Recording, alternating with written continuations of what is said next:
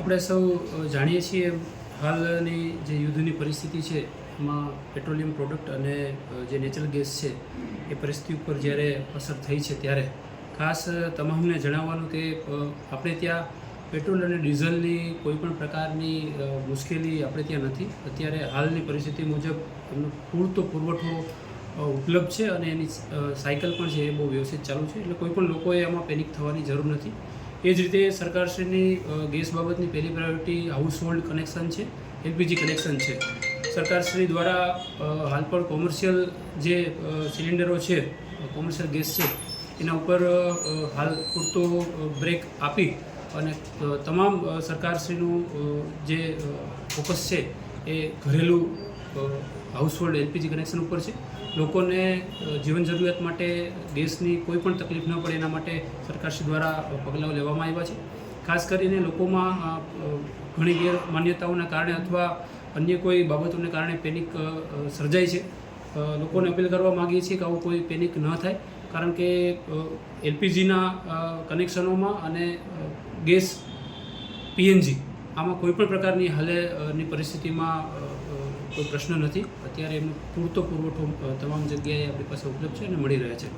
Same way petrol અને ડીઝલનો પણ પૂરતો પુરવઠો મળી રહે છે. આ માટે જ લોકોમાં કોઈ પેનિક ન થાય અને કોઈ ખોટી બાબતોનો પ્રચાર ન થાય માટે આજરોજ અમારા દ્વારા ગેસ એસોસિએશન અને પેટ્રોલ પંપના એસોસિએશન અને સાથે 3 સરકારી આઈઓસીએલ, બીપીસીએલ, એચપીસીએલ કંપની અને પ્રાઇવેટ કંપની એમની સાથે એક મિટિંગ કરવામાં આવી હતી.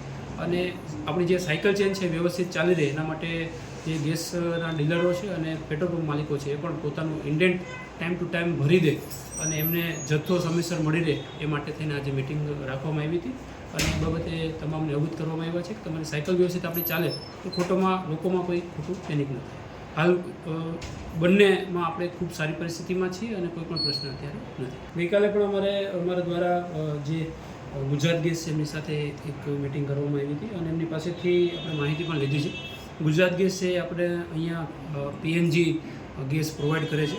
તો વિવિધ હોટેલ્સ છે, ટ્રસ્ટ છે, સામાજિક સંસ્થાઓ છે, આ તમામ પાસે પીએનજી કનેક્શન છે.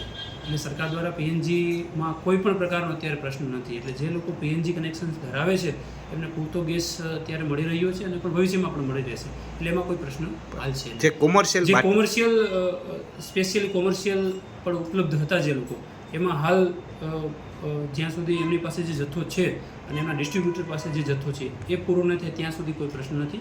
ત્યારબાદ એમને હાલ કોમર્શિયલ પૂરતો જે જથ્થો છે એ ડાયવર્ટ કરીને આપણે હાઉસ હોલ્ડ તરફ લઈ જઈએ. જથ્થો છે એ અલગ અલગ રૂટીનમાં બદલતો રહેતો હોય છે, કારણ કે લોકોનું કન્ઝપ્શન અને સરકારે એલપીજીમાં પણ કોઈ કાળાબજારી કે એ ન થાય એના માટે હાઉસ હોલ્ડ માટે પણ જે દિવસો છે 25 દિવસ નક્કી કરી દીધા છે. એટલે લોકોને પોતાનું કનેક્શનનો બોટલ જોતી હોય છે તેમણે 25 દિવસ પહેલાં એડવાન્સમાં બુકિંગ કરવાનું છે. એટલે કોઈ ગેરવલ્લે એ બાટલું ન થાય. જી, લોકો થોડા ટાઈમ પહેલાં લોકોમાં આવું પેનિક થવાના કારણે ખેડૂતો અથવા ગ્રામ્ય લેવલે થોડું કન્ઝપ્શન વધ્યું હતું એવું અમારા ધ્યાન આવ્યું હતું.